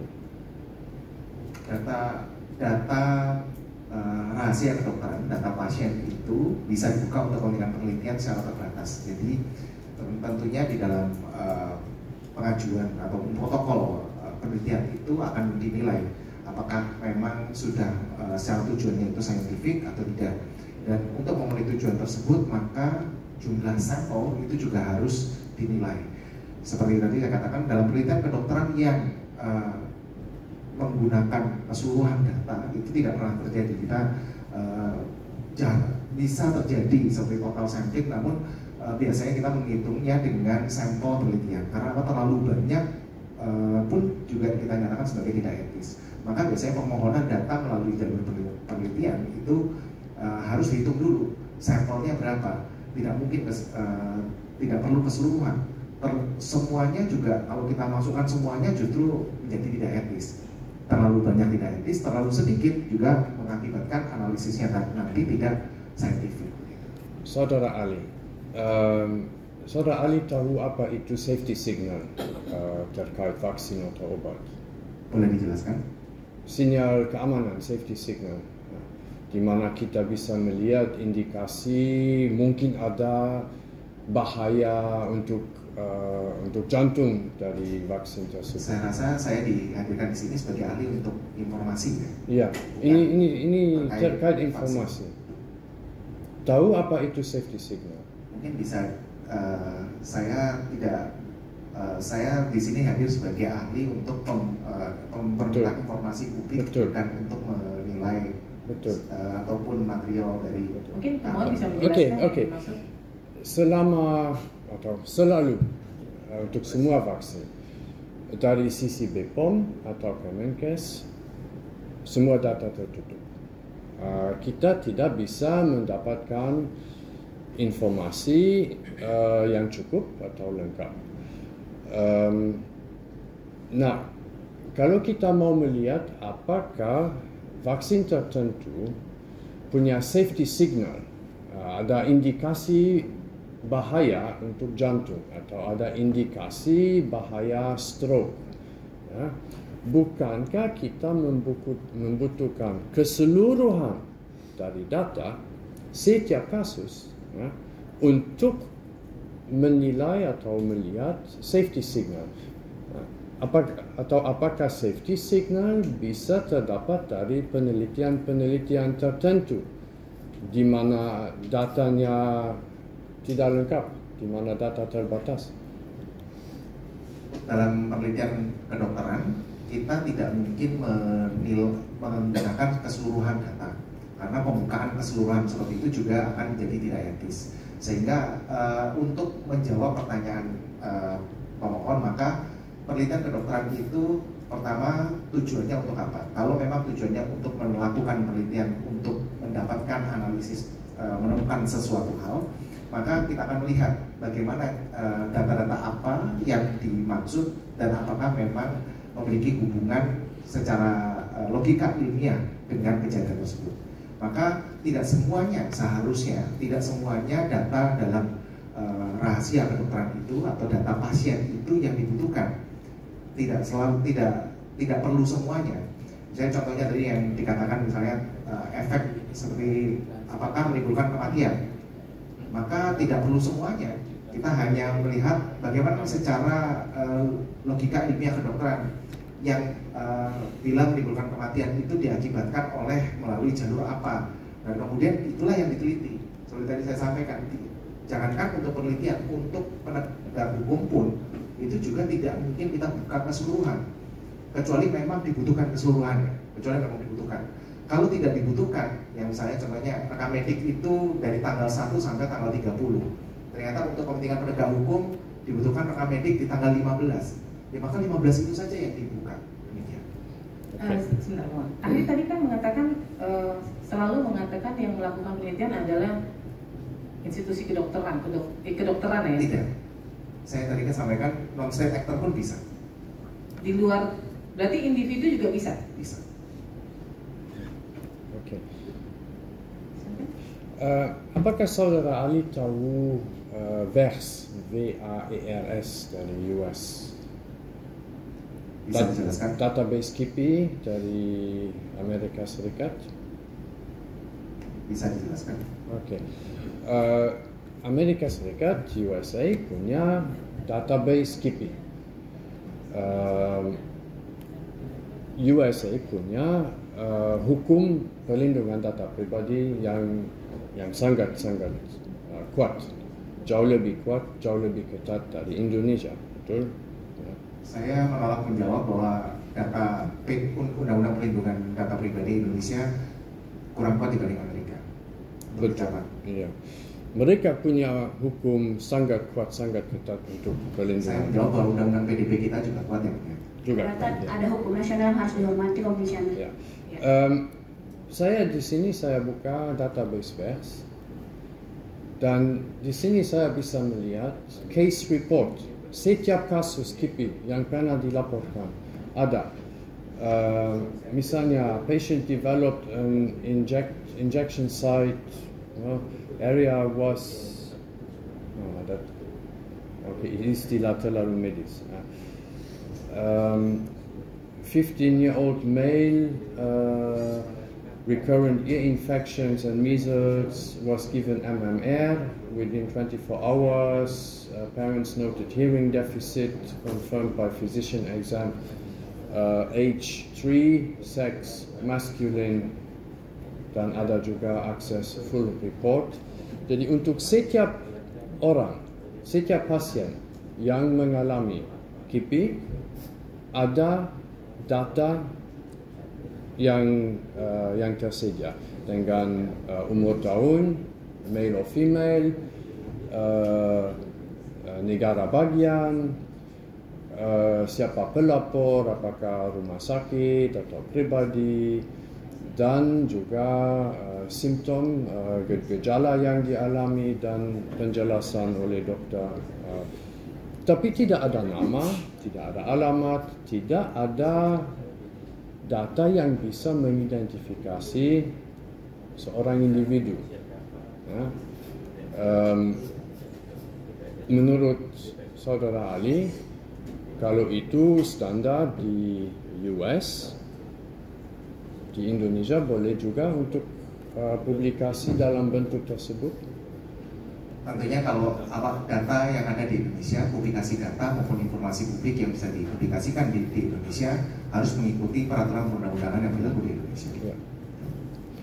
Dan kalau tidak ada informasi apapun yang bisa identifikasi seorang, apa yang melarang publikasi informasi tersebut? Publikasi informasi dalam bentuk apapun harus mengikuti peraturan perundang-undangan dan asas kepatutan dan hukum yang berlaku di Indonesia. Dan di dalam peraturan perundang-undangan yang mana yang melarang publikasi case report yang tidak memungkinkan identifikasi individu, di mana tidak ada data pribadi. Publikasi data pribadi di dalam peraturan perundang-undangan telah diatur di dalam Undang-Undang tentang Keterbukaan Informasi Publik, di dalam Undang-Undang Kesehatan Nomor 17 2023 dan PP Nomor 28 Tahun 2024. Selanjutnya juga ada Undang-Undang tentang Perlindungan Data Pribadi Tahun 2022. Ya, dan apakah di situ ada ketentuan khusus yang melarang publikasi informasi KIPI ya, yang tidak mengandung personal information, yang tidak mengandung data pribadi apapun? pada prinsipnya seperti yang tadi saya di depan sudah saya jelaskan, data spesifik terkait dengan informasi rahasia kesehatan itu termasuk suatu rahasia dan kecualikan dibuka. Jadi kalau saya tidak bisa berpendapat terkait Amerika, tapi apa yang dilakukan di Indonesia harus mengikuti peraturan perundang-undangan di Indonesia. Iya. Sekali lagi, di peraturan perundang-undangan Indonesia, ketentuan yang mana yang melarang publikasi data seperti yang saya baru jelaskan, case reports, ya, semua case report tanpa data pribadi. Keberatan tadi sudah dijelaskan sama ahli bahwa perlindungan data pribadi, informasi kesehatan pribadi pasien sudah dilindungi hukum nasional, baik di mana? Sebentar, termohon ahli di sini, ini ahli bukan saksi ya, tolong dibedakan. Ahli dia harus netral. Jadi termohon juga tidak bisa membela ahli, walaupun ini termohon yang menghadirkan ahli, karena posisi ahli adalah memberi keterangan sesuai keahliannya. Begitu.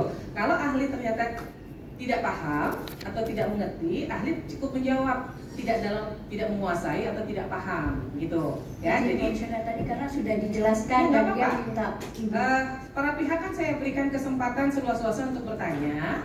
Kalau ahli tidak paham atau itu tidak dalam penguasaan ahli, maka ahli tinggal menjawab tidak paham, gitu ya. Demikian ya.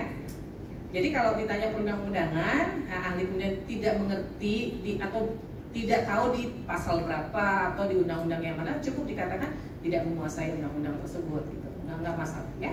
Ya, saya hanya ingin mengulang penjelasan saya tadi di depan bahwa pertama terkait Undang-Undang Nomor 14 Tahun 2008 tentang keterbukaan informasi publik, bahwa pasal 2 ayat 4 informasi publik yang dikecualikan bersifat rahasia sesuai dengan undang-undang, kepatutan dan kepentingan umum. Ini adalah suatu informasi yang harus dikecualikan untuk dibuka. Selanjutnya di pasal 6 di sini juga dikatakan bahwa badan publik berhak menolak memberikan informasi yang dikecualikan sesuai dengan ketentuan peraturan perundang-undangan. Di pasal 6 ayat 2 juga badan publik berhak menolak memberikan informasi publik apabila tidak sesuai dengan ketentuan perundang-undangan. Karena yang dimaksud ini adalah informasi-informasi yang saya di pasal 6 ayat 3-nya adalah terkait dengan informasi yang berkaitan dengan hak-hak pribadi dan informasi yang berkaitan dengan rahasia jabatan. Di bab 5 informasi yang dikecualikan pasal 17 juga dinyatakan bahwa di Undang-Undang KIP keterbukaan informasi publik bahwa informasi publik, badan publik wajib membuka akses bagi setiap pemohon informasi publik untuk mendapatkan informasi publik kecuali informasi publik yang apabila dibuka dan diberikan kepada pemohon informasi publik dapat mengungkap rahasia pribadi, yaitu 1. Riwayat dan kondisi anggota keluarga, 2. Riwayat, kondisi, dan perawatan pengobatan kesehatan fisik dan psikis seseorang. Di Undang-Undang Nomor 27 Tahun 2022 tentang perlindungan data pribadi disebutkan bahwa data pribadi yang bersifat spesifik salah satunya adalah data dan informasi kesehatan, data biometrik, genetika, dan sebagainya, dan seterusnya. Di pasal di Undang-Undang Nomor 17 Tahun 2023 tentang kesehatan dikatakan bahwa di pasal 177 setiap fasilitas pelayanan kesehatan harus menyimpan rahasia kesehatan pribadi pasien, dan fasilitas pelayanan kesehatan dapat menolak mengungkapkan segala informasi kepada publik yang berkaitan dengan rahasia kesehatan pribadi pasien kecuali berdasarkan ketentuan sebagaimana dimaksud. Di PP 28 tahun 2024 tentang kesehatan dikatakan bahwa pasal 735 rahasia kesehatan pasien yang sebagaimana dimaksud dapat dilakukan pembukaan untuk kepentingan pemenuhan permintaan aparat penegak hukum dalam rangka penegakan hukum, penanggulangan KLB wabah bencana, kepentingan pendidikan dan penelitian secara terbatas.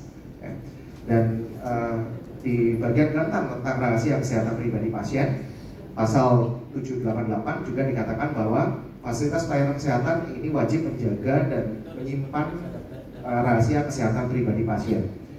Di pasal 783 di mana pembukaan isi rekam medik ini dapat dilakukan atas persetujuan pasien dan tidak atas persetujuan pasien. Dan tidak atas persetujuan pasien ini kembali bahwa dimaksud untuk kepentingan pemenuhan permintaan aparat penegak hukum dalam rangka penegakan hukum, penanggulangan KLB wabah atau bencana, pendidikan dan penelitian secara terbatas dan seterusnya.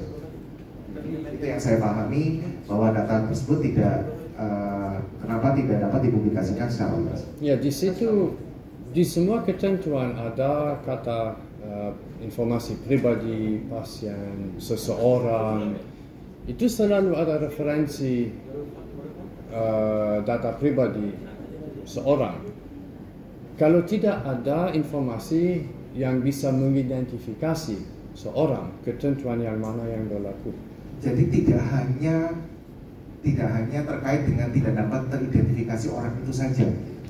Jadi tentunya traceability-nya juga tidak harus dijaga. Dan yang kedua buat saya, informasi publik ini terkait data kondisi kesehatan ini tidak bisa kita buka seluruhnya. Harus ada dalam konteks ilmiah maupun etis.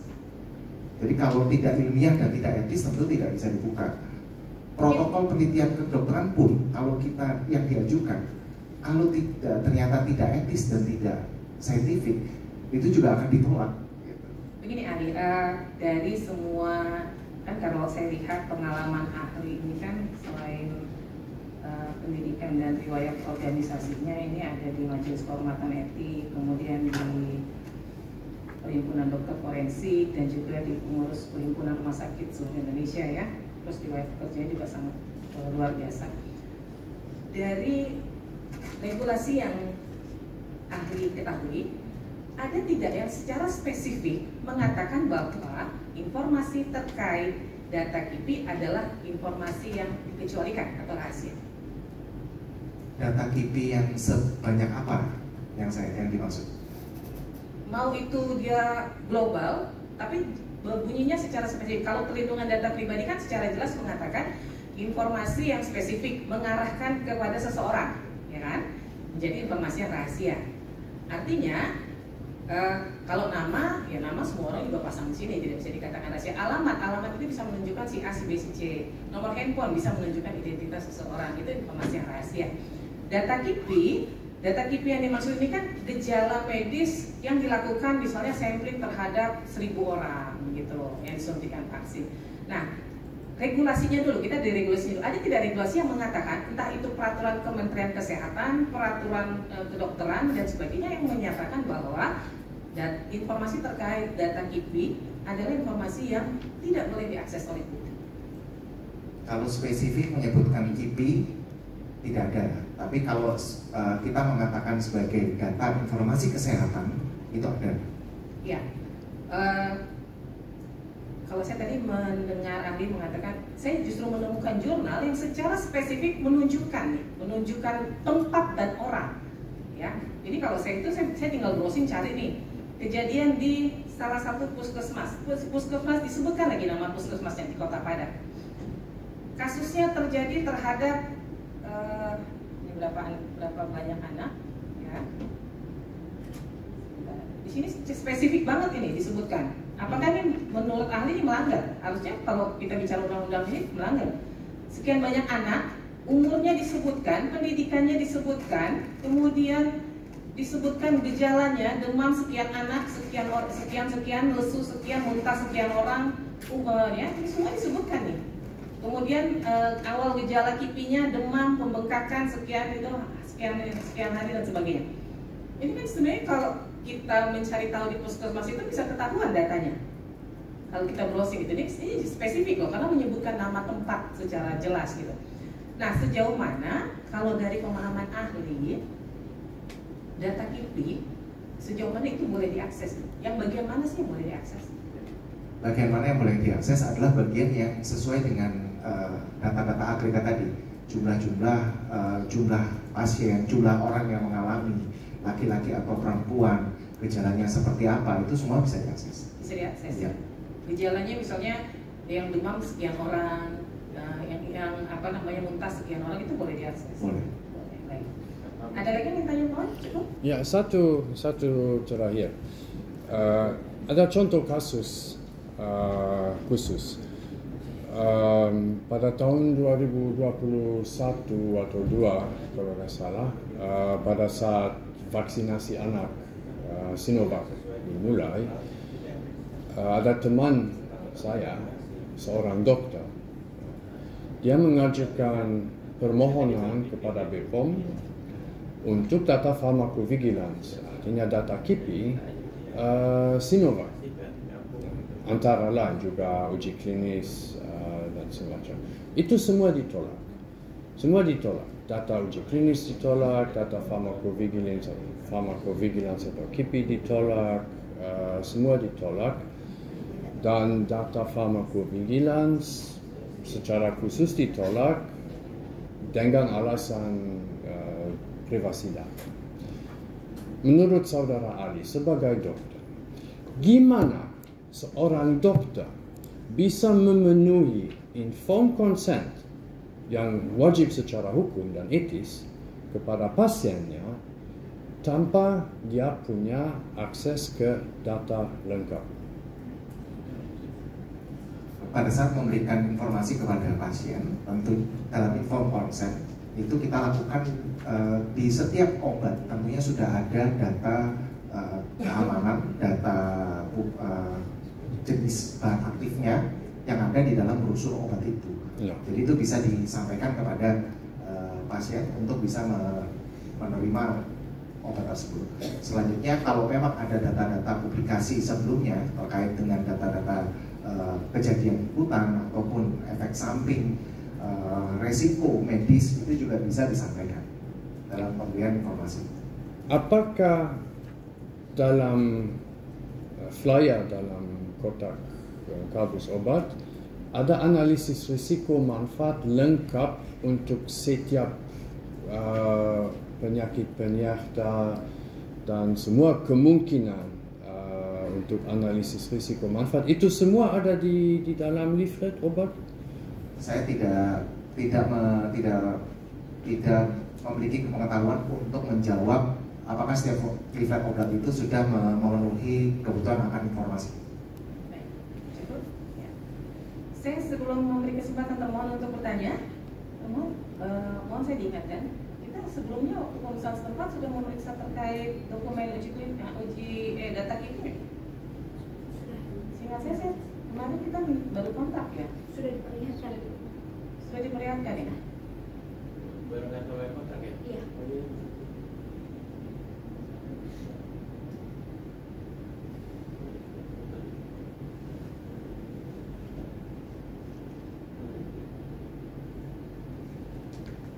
Saya perlu lihat sekali lagi deh itunya. Ada di bawah nggak? Ada di bawah ya.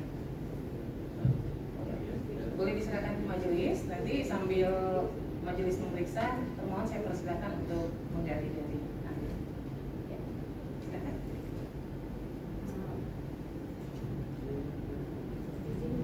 Ya, silakan. Satu kali pencet aja.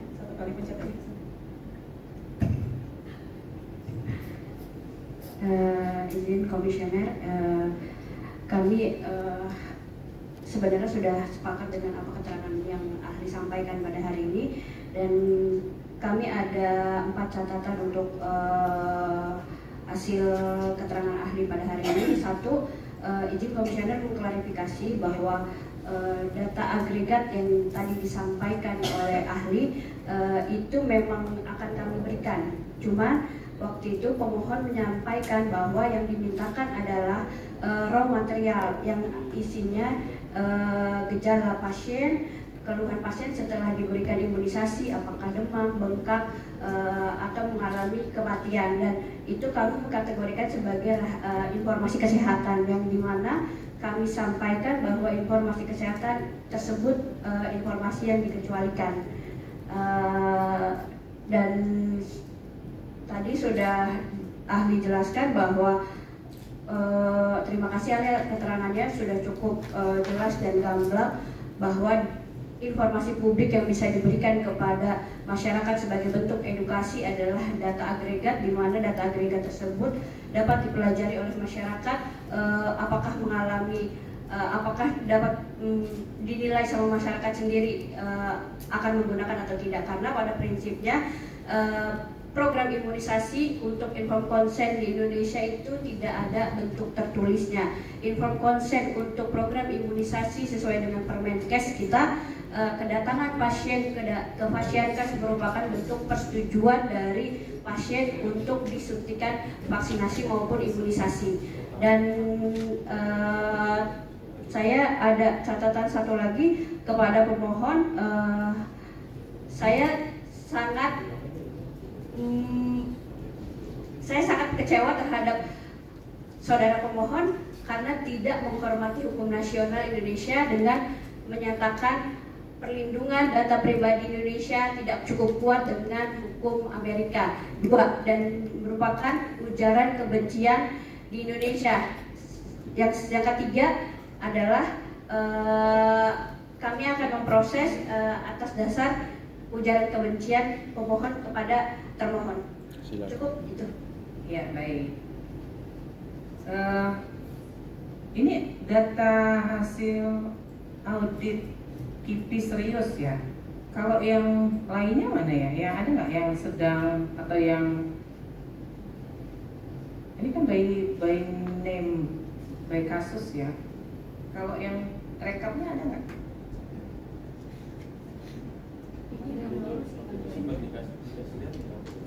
Iya, sehingga saya terakhir itu minta, tapi saya nggak itu karena kita nggak sempat dikasih yang seluruhnya ya.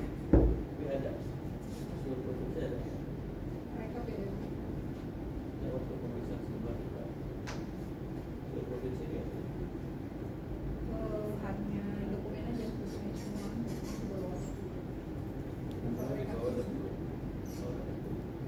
Sempat dilihat tapi oleh rekap tidak. Rekapnya belum dikasih.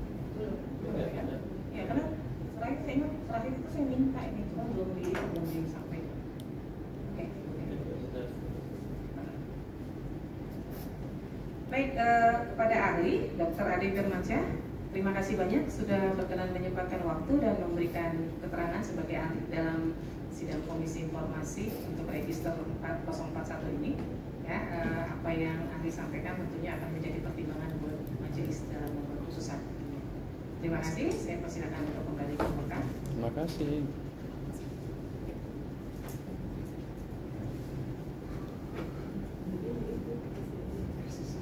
Baik, kepada termohon, karena majelis belum mempunyai gambaran terkait data KIPI itu seperti apa, gitu ya. Karena kalau yang disampaikan oleh termohon berupa hasil kajian kausalitas dan hasil audit KIPI ini kan per kasus sudah pasti dikecualikan karena menyebutkan secara spesifik nih kan, menunjukkan orang.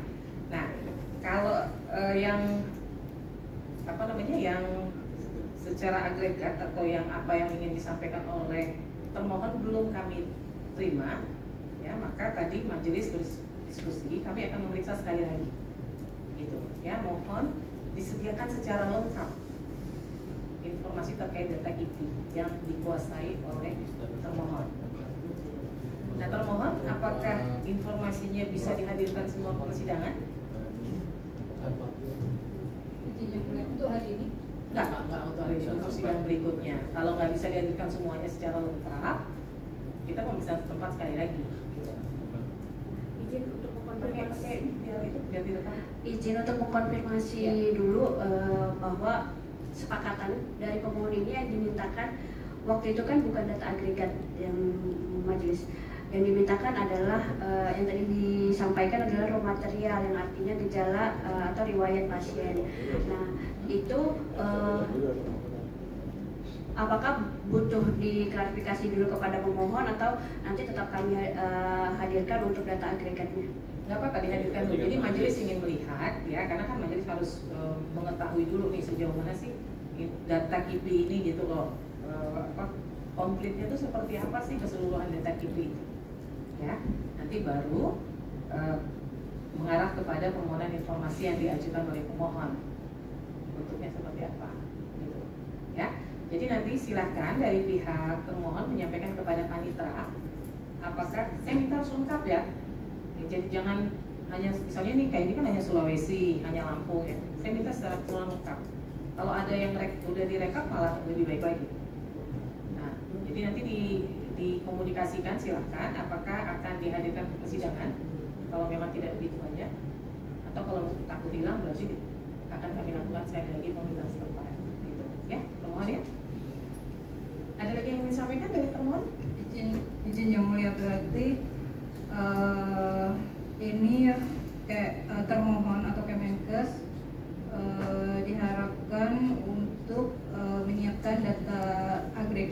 mengupdate seluruh data KIPI di Kemenkes. Ini untuk di sidang atau pemeriksaan setempat ya? Silakan dari pihak termohon saja menentukan. Kalau informasinya semuanya bisa dihadirkan ke persidangan, silakan dibawa. Tapi kalau mungkin lebih enak memeriksa untuk mendengarkan keterangan dari yang lain yang mungkin lebih menguasai, pemeriksaan setempat, gitu. Ya, nanti disampaikan saja kepada panitera dari pihak termohon baiknya seperti apa. Baik gitu, ya. Siap. Izin Bu, Ketua. Saya mengusulkan kepada pihak termohon agar mempersilahkan kami melakukan pemeriksaan setempat. Pertama, datanya jadi lebih lengkap. Yang kedua, juga pihak-pihak yang bisa dihadirkan untuk memberikan penjelasan itu lebih lengkap juga. Ini pengalaman kami ya Bu ya, waktu pemeriksaan setempat yang pertama itu gambaran kami jadi lebih utuh gitu. Tapi kalau ada pertimbangan lain silakan, ini hak. Baik, Idris, akan kami infokan lebih lanjut kepada panitera. Baik. Kemudian untuk setelah habis pemeriksaan terhadap dokumen KIPI atau data KIPI yang diminta, maka selanjutnya adalah pembacaan putusan.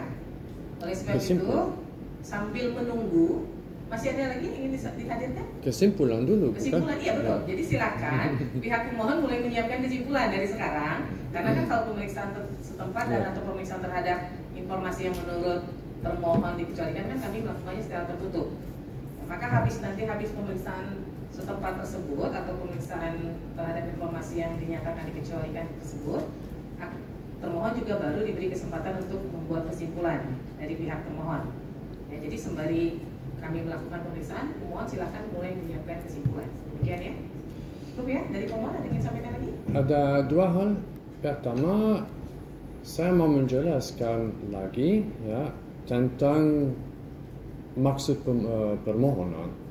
Dalam permohonan yang diminta adalah semua data, seluruh data KIPI ya, yang dikuasai oleh termohon. Dan itu memang berarti seluruh data lengkap ya, kecuali apa yang dikecualikan secara hukum. Ya. Artinya yang diminta memang semua data yang dikuasai kecuali yang tidak boleh diungkapkan seperti data pribadi. Nanti itu terserah majelis dalam putusan untuk memutuskan apa yang boleh untuk diungkapkan. Yang kedua, kami memang belum bisa mengajukan kesimpulan karena uji konsekuensi belum ada atau belum diterima. Nanti silakan diminta ke panitera. Sudah diajukan. Uji konsekuensi sudah ya panitera ya? Karena saya sudah pegang juga, harusnya sudah ada ya. Silakan diminta ke panitera. Ya, jadi terkait informasi yang diminta, memang sesuai dengan permohonan, ini juga yang dipegang majelis adalah seluruh data kejadian ikutan pasca imunisasi untuk semua vaksin. Ya, maka majelis juga mau melihat seluruh data kejadian atau informasi KIPI untuk semua vaksin. Ya, oke, dari teman cukup majelis. Baik, dengan demikian sidang Komisi Informasi Pusat dengan nomor register 042-5-KIPST-PSI-2024 antara Yayasan Advokasi Hak Konstitusional Indonesia terhadap termohon Kementerian Kesehatan Republik Indonesia pada hari ini Selasa 29 April 2025 dinyatakan selesai. Terima kasih.